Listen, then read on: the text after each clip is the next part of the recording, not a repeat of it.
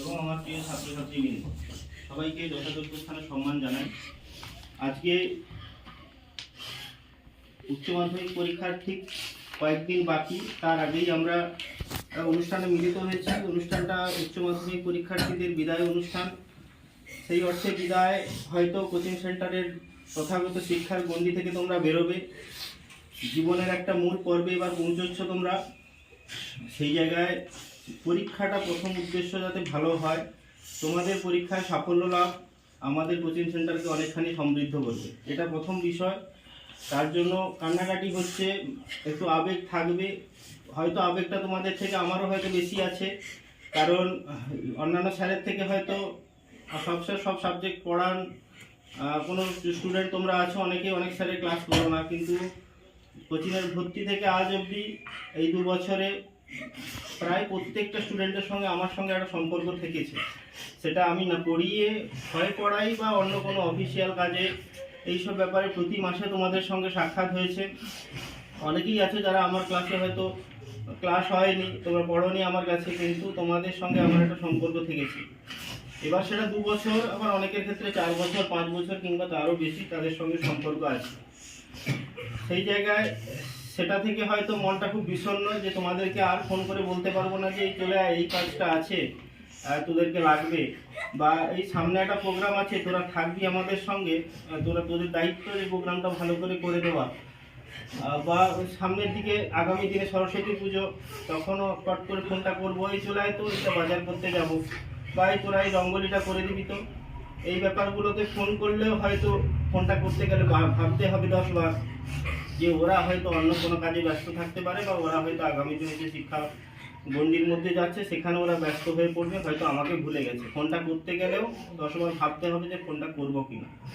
এটা হয় বর্ষে এরকম হয়ে আসছে, আগামী দিনেও হবে। আজকের এই মুহূর্তটাকে মেনে নিতে হবে যে আমরা কিছু করার নেই, সময়ের স্রোতে আমরা জোড়া স্রোতে চলে এসেছি শেষ পর্যায়ে ক্লাস 12-এ। সব থেকে বড় বিষয়, এই কোচিং সেন্টারের প্রধান হিসাবে আমার শিক্ষক মণ্ডলীরা যে পড়িয়েছেন তার সফলতা তোমাদের রেজাল্টটা প্রমাণ করবে। শিক্ষকদের সম্মানটুকু যেন বজায় থাকে তোমাদের রেজাল্টের মাধ্যমে তা দেখাবে। এবং আজ অবধি কোচিং সেন্টারের পড়ানোর ক্ষেত্রে বা অন্যান্য কোনো বিষয়ে আমার তরফ থেকে বা আমার সেন্টারের কোনো শিক্ষক মহাশয়ের তরফ থেকে বা অন্য কোনো দিক থেকে যদি কোনো ভুল ত্রুটি হয়ে থাকে, আজকে শেষ দিন, সব কিছু হিসাব নিকাশ করে নেওয়ার পালা।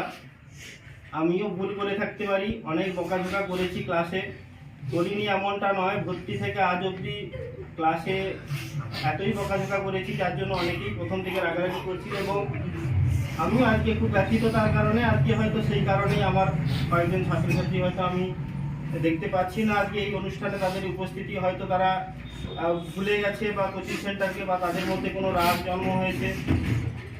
সেই জায়গা থেকে বলতে পারি যে তোমাদের মধ্যে যদি কোনো কিছু এরকম থাকে, সেগুলোকে আজকের দিনে একটু ভুলে যাও এবং নিজেদেরকে শান্ত করো।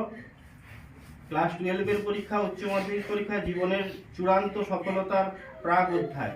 মাধ্যমিকে ভুল ত্রুটি হয়েছে ঠিক আছে, উচ্চ মাধ্যমিকে পাশ করে যাওয়ার পরেই প্রত্যেকেরই 18 বছর বয়স, একবার ভারতের প্রত্যেকেই নাগরিক হয়ে যাচ্ছে, বিশেষত ছেলে হোক মেয়ে, প্রত্যেকেই এবার নিজেদের আগামী দিনের উন্নতি কেমন হবে এই পরীক্ষার উপরে তা নির্ভর করবে।